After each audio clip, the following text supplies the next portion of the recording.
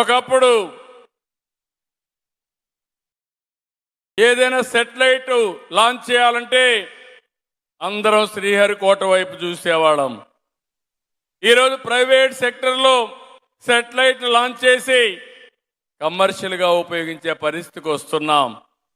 ఒకప్పుడు డ్రోన్ అంటే తెలిసేది కాదు. ఈరోజు డ్రోన్స్ కూడా డిఫెన్స్కి సివిలియన్ అప్లికేషన్స్కి వచ్చే పరిస్థితి వచ్చింది.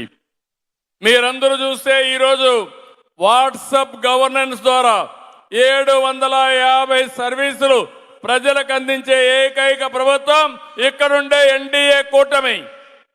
ఇది చూసి భారతదేశం కూడా రిప్లికేట్ చేసే పరిస్థితికి వస్తున్నారు. అదే సమయంలో జీవన ప్రమాణాలు కూడా మెరుగుపడాలంటే మారిన పరిస్థితులకు అనుగుణంగా మీరు కూడా ఎప్పటికప్పుడు అప్డేట్ చేసి టెక్నాలజీని కూడా అనుసంధానం చేసుకుని క్వాలిటీ ఎడ్యుకేషన్ పిల్లలకు ఇవ్వగలిగితే చాలా మార్పులు వస్తాయని చెప్పి కూడా నేను మీకు తెలియజేస్తున్నా. అందుకే ఈరోజు మిమ్మల్ని అందరినీ నేను కోరేది, రేపటి నుంచి మీరందరూ ఉద్యోగాలకు వెళ్తున్నారు.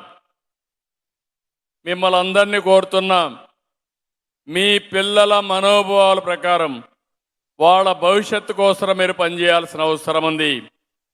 నేను ఎప్పుడూ చెప్తాను, నేను నిత్యం విద్యార్థిని. ఈరోజు మీ దగ్గరకు వచ్చాను, ఈరోజు మీ విషయాలు చూశాను, కొత్త విషయాలు నేర్చుకుంటున్నాను. ఆ కొత్త విషయాలు ప్రజలకు పనికొస్తాయంటే ముఖ్యమంత్రిగా అమలు చేసే బాధ్యత ఇమ్మీడియట్గా తీసుకుంటున్నాను. ఇప్పుడే లోకేష్ గారు ఒక మాట అన్నారు, ప్రతి సంవత్సరం డిఎస్సి పెట్టాలంటే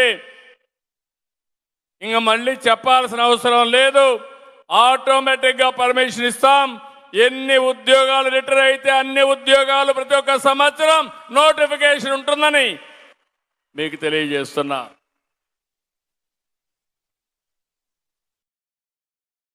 ఇంకో పక్క విద్యాశాఖలో వినూత్నమైన మార్పులు తీసుకొస్తున్నారు. మొట్టమొదటిసారిగా తల్లిదండ్రులు ఉపాధ్యాయుల మధ్య సమన్వయం కోసం మెగా పేరెంట్స్ మీటింగ్ కూడా పెట్టారు. ఇది నేను ఎప్పుడో స్టేక్ హోల్డర్స్ అందరిని ఇన్వాల్వ్ చేయడం కోసం, భాగస్వాములు చేయడం కోసం ఈ యొక్క విద్యా వ్యవస్థలో ఒక వినూత్నమైన కార్యక్రమానికి శ్రీకారం చుట్టాం. అలాంటి కార్యక్రమాన్ని సంవత్సరానికి విధిగా 2 సార్లు పెట్టాలని ముందుకొచ్చారు. మన బడి మన భవిష్యత్తు కింద మౌలిక సదుపాయాలు కూడా ఏర్పాటు చేస్తున్నారు. ఇంకో పక్కన 1 క్లాస్ 1 టీచర్ 9620 స్కూల్స్లో ఇది ప్రారంభించే పరిస్థితికి వచ్చారు. 2025 బదిలీ చట్టం తీసుకొచ్చి 72,886 బదిలీలు, 4,477 ప్రమోషన్లు ట్రాన్స్పరెంట్గా చేశారు. ఎక్కడ ఒక్క కంప్లైంట్ లేకుండా బ్రహ్మాండంగా నిర్వహించారు. దీనికి డిపార్ట్మెంట్ని అభినందిస్తున్నానని చెప్పి కూడా నేను మీకు తెలియజేస్తున్నాను. ఇది కాకుండా మొన్నే తల్లికి వందనం, ఒకప్పుడు మళ్ళీ బడికనే కార్యక్రమం పెట్టాం. మిమ్మల్ని అందరినీ ఊర్లో తిరిగి పిల్లల్ని తీసుకురమ్మనేవాళ్ళం. కొత్తగా మీరు చూస్తే తల్లికి వందనం 15,000 రూపాయలు. ఎంతమంది పిల్లలుంటే అంతమంది పిల్లలకి ఇస్తామని 100% ఇచ్చాం. ఇప్పుడు అందరూ పిల్లలు స్కూల్కి వస్తారు. వచ్చిన పిల్లలకి చదువు చెప్పే బాధ్యత మీ పైన ఉందని మరొక్కసారి మీ అందరికీ విజ్ఞప్తి చేస్తున్నాను. ఇది కాకుండా నో బ్యాగ్ డే, పిల్లలు పుస్తకాలు మోసి అలసిపోతున్నారు. సాటర్డే నో బ్యాగ్ డే పెట్టారు.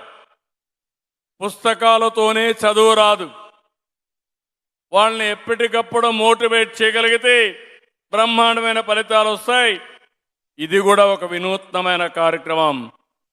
ఈసారి స్కూల్స్ వచ్చే లోపలనే బుక్స్ కానీ యూనిఫామ్ కానీ పిల్లలకి ఇచ్చే అన్ని వస్తువులను కూడా రైట్ టైంలో ఇచ్చారు. ప్రతి సంవత్సరం ఎడ్యుకేషన్లో ఒక పద్ధతి ప్రకారం ఎన్ని ఇవ్వాల్సిన అవసరం ఉంది. అయితే ఒక్క విషయం మీరు గుర్తుపెట్టుకోవాలి. 1924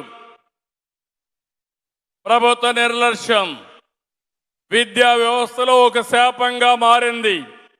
మామూలు కాదు ఇది. నేను ఈ విషయం మీకు గుర్తు చేయాల్సిన అవసరం ఉంది. ఒక ప్రభుత్వం అనుకుంటే, ఒక నాయకుడు అనుకుంటే సమర్థవంతంగా వ్యవస్థలు బాగోతాయి.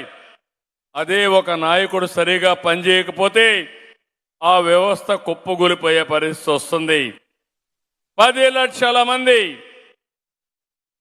పిల్లలు ప్రభుత్వ స్కూల్కి రాకుండా ప్రైవేట్ స్కూల్స్కి వెళ్ళిపోయే పరిస్థితికి వచ్చారు. డ్రాప్ అవుట్స్ కూడా పెరిగాయి.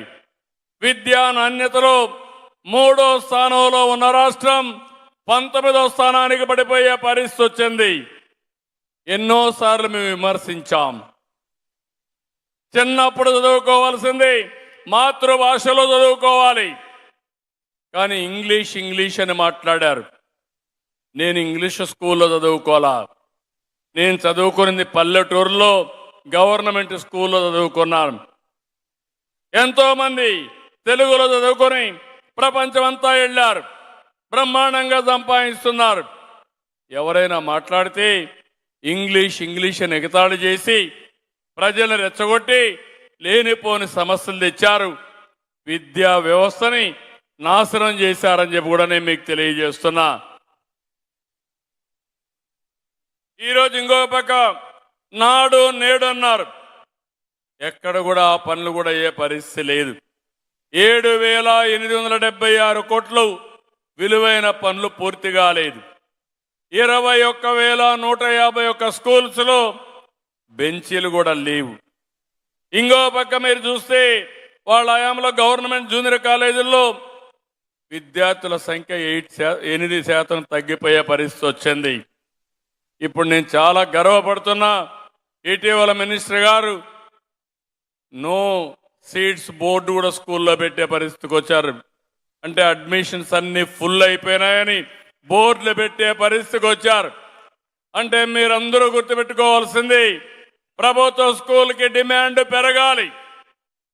ప్రైవేట్ స్కూల్స్తో కంపేర్ చేసుకుంటే మనకు బ్రహ్మాండమైన ఇన్ఫ్రాస్ట్రక్చర్ ఉంది, మంచి టీచర్లు ఉన్నారు. ఈ రెండు ఉన్నప్పుడు ఎందుకు చేయలేకపోతున్నాం? నాయకత్వం లేదు. అలాంటి నాయకత్వం ఈరోజు మీకు హెచ్ఆర్డి మినిస్టర్ ద్వారా ఇచ్చే బాధ్యత తీసుకున్నాం. నేను ఒకటే అడిగాను ఆయన్ని, మీరు ఏ శాఖ తీసుకుంటారంటే పార్టీ పని కూడా చేయాలి. ఏ శాఖ తీసుకుంటారంటే నేను పిల్లల జీవితాలు బాగు చేయడం కోసం విద్యాశాఖ తీసుకుంటానంటే ఇది సవాళ్లు ఉంటాయి, సిద్ధమా అంటే చేస్తానని ఈ శాఖ తీసుకున్న వ్యక్తి లోకేష్ గారని చెప్పి కూడా నేను మీకు తెలియజేస్తున్నా. ఈరోజు నేను ఒకటే ఆయనకు మీ ద్వారా విజ్ఞప్తి చేస్తున్నాను.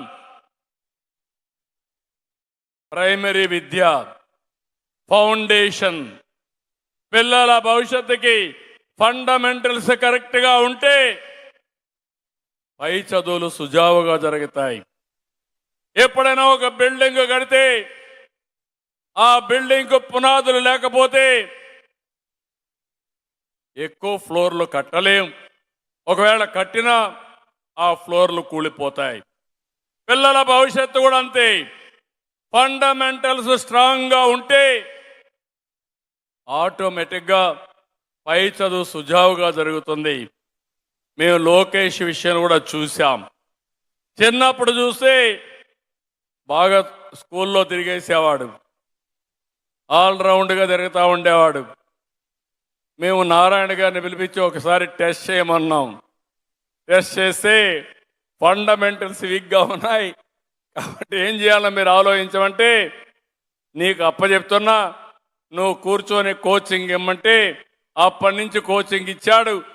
ఒక మాటలో చెప్పాలంటే ఓసారి ఇష్టం లేకపోయినా చిన్నప్పుడు మీరు మెప్పించి రుద్దితే వాళ్ళు బ్రహ్మాండంగా రాణిస్తారు. దానికి లోకేష్ ఒక ఉదాహరణ అని చెప్పి నేను మీకు తెలియజేస్తున్నా. 10th నుంచి ఇంటర్మీడియట్లో 2 ఏళ్ళు బాగా కష్టపడ్డాడు. అక్కడి నుంచి కార్నెగీ మెల్లన్ యూనివర్సిటీకి వెళ్ళాడు. అక్కడి నుంచి స్టాన్ఫోర్డ్కి వెళ్ళాడు. ప్రపంచంలో బెస్ట్ కంపెనీలో పనిచేశాడు. సింగపూర్ గవర్నమెంట్లో పనిచేశాడు. అలాంటి ఎక్స్పోజరు ఈరోజు ఆయనకు ఉపయోగపడతా ఉంది. అందుకే నేను మిమ్మల్ని కోరేది, పునాదులేసే బాధ్యత మీది. ఆ పునాదులు ఎంత స్ట్రాంగ్గా వేస్తే అది రాష్ట్రానికి స్వర్ణాంధ్రప్రదేశ్కు ఉపయోగపడుతుంది. ఈ విషయం మిమ్మల్ని గుర్తుపెట్టుకోవాల్సిందిగా మిమ్మల్ని అందరినీ కోరుతున్నా. నెంబర్ 1 ఎడ్యుకేషన్లో ఆంధ్రప్రదేశ్ ఉండాలి. ప్రైమరీలో నెంబర్ 1గా ఉండాలి. ఆ తర్వాత ప్రొఫెషనల్ కోర్సెస్ కానీ హైయర్ ఎడ్యుకేషన్ కానీ మనం ముందుకు తీసుకుపోవాలి. లైఫ్ లాంగ్ లెర్నింగ్ ప్రాసెస్లో ముందుకెళ్ళాలి. దీనికి మీరందరూ కూడా సహకరించాల్సిందిగా నేను మిమ్మల్ని కోరుతున్నా. దానికంటే ముందు మీరు కూడా నేర్చుకోవాలి. మీరు కూడా చదువుతానే ఉండాలి. నేను ముఖ్యమంత్రిగా నాకు అన్ని తెలుసు అని చెప్పి ఎప్పుడు అనుకోను. ఒకప్పుడు విద్యుత్ శక్తిలో సంస్కరణ తీసుకొచ్చాను. ఆ తర్వాత మీరు ఒకసారి ఆలోచిస్తే సోలార్ విండ్ ఎనర్జీ గురించి మాట్లాడాను. ఈరోజు నేను గ్రీన్ హైడ్రోజన్ గురించి, గ్రీన్ నైట్రోజన్ గురించి మాట్లాడుతున్నాం. రోజు రోజుకు నాలెడ్జ్ పెరుగుతుంది. పెరిగిన నాలెడ్జ్ని అందిపుచ్చుకుంటే జీవితాలు బాగుపడతాయి. ఈ విషయంలో మీకు క్లారిటీ ఉండాల్సిన అవసరం ఉంది. ఇప్పుడు నేను చూశాను, ఉద్యోగం కోసం ఏ విధంగా కష్టపడ్డారో టెస్టిమోనియల్ చూస్తే ఎక్స్ట్రాడినరీగా కష్టపడ్డారు. పేదరికం అడ్డు రాలేదు, పిల్లలు అడ్డు రాలేదు, భర్తలు అడ్డు చెప్పలేదు. ఆటో డ్రైవర్గా ఉండే వ్యక్తి భార్యను చదివించి టీచర్ని చేశాడు. ఇంట్లో పిల్లలు కూడా తల్లిని ప్రోత్సహించి బాగా చదువుకొని ఆవిడ కూడా టీచర్గా మెరిట్లో వచ్చింది. ఇది మీరు ఆపేస్తే అక్కడి నుంచి మీ స్టాండర్డ్స్ పడిపోతాయి.